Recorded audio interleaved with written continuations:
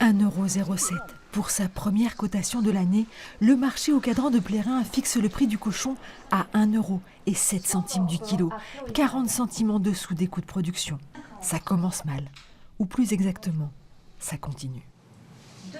Ça fait maintenant presque 9 ans que la filière porcine n'est pas suffisamment rentable. Il y a 40-45% des éleveurs qui ont déjà une forte fragilité, une grosse tension sur la trésorerie, des difficultés à payer les fournisseurs. Les éleveurs en ont plein les bottes et commencent à le faire savoir. En cette fin janvier, ils bloquent les préfectures, puis les grandes surfaces. Les routes et les rocades deviennent le lieu d'expression de leur colère et de leur désespoir. Si ça continue comme ça, il n'y aura plus personne. C'est pas possible. C'est pas possible. C'est comme si vous avez un emprunt de maison à 1 000 € et puis vous touchez que 800 €. Ben, ça peut pas aller longtemps comme ça, c'est pas possible. À chaque manifestation, les éleveurs dénoncent les maux qui les ont conduits dans cette crise. Il y a d'abord la surproduction, aggravée par l'embargo russe. S'y ajoutent les distorsions de concurrence avec l'Espagne, l'Allemagne ou les Pays-Bas qui font le cochon français 15% plus cher. Les éleveurs appellent à l'aide. Paris, ici la Bretagne, on vous attend.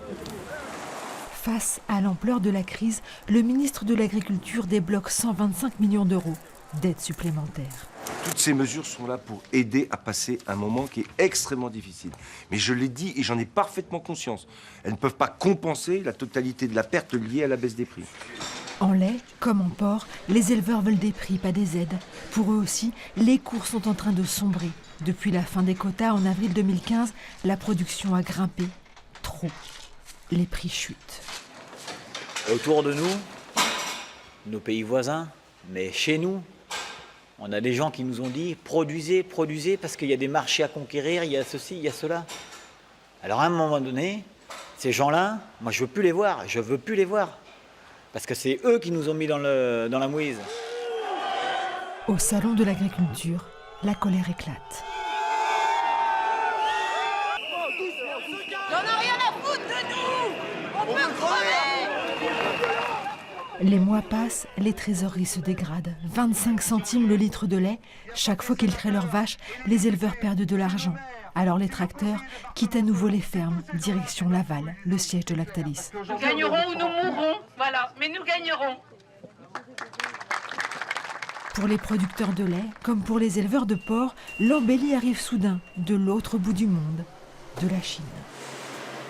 On a doublé nos volumes en 2 ans sur la Chine.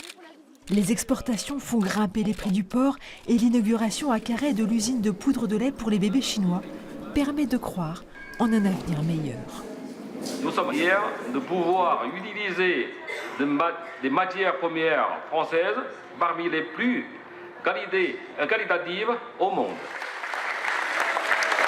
Si on a un grand besoin, plus de besoin, donc ça va pousser le prix à monter.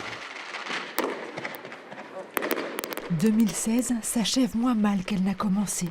Mais sur l'année, le lait n'a jamais dépassé 30 centimes. Le porc s'est vendu 1,25 €, loin, très loin des coûts de production. Selon le ministère de l'Agriculture, en 2016, la moitié des éleveurs gagneront moins de 350 € par mois. Alors Didier Lucas, bonjour, vous êtes notre grand témoin, vous êtes président de la FDSEA des Côtes-d'Armor. Vous l'avez vécu comment cette année 2016 ?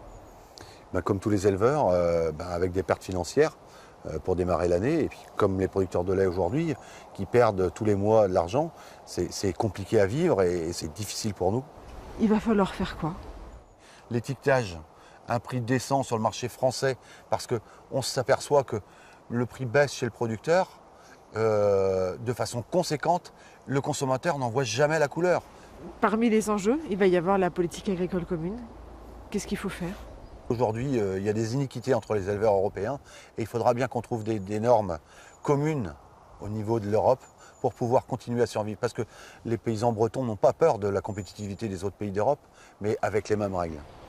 En 2016, il y a eu beaucoup de manifestations. On vous a vu dans la rue, sur les rocades, au rond-point, partout. Je pense que l'image des agriculteurs a un peu évolué cette année. Je pense que dans l'opinion publique, Les gens voient les agriculteurs travailler quotidiennement. C'est du dimanche au dimanche, hein, c'est la semaine complète. Je pense que les gens s'aperçoivent que si on veut garder des produits de qualité, avec une garantie de traçabilité, si on ne veut pas se retrouver qu'avec des produits importés, il faudra bien garder notre élevage. Et on a quand même une entité, des fermes les plus petites en Europe, de taille familiale, qui correspondent à une culture et aussi à une garantie de qualité qui est très important pour nous.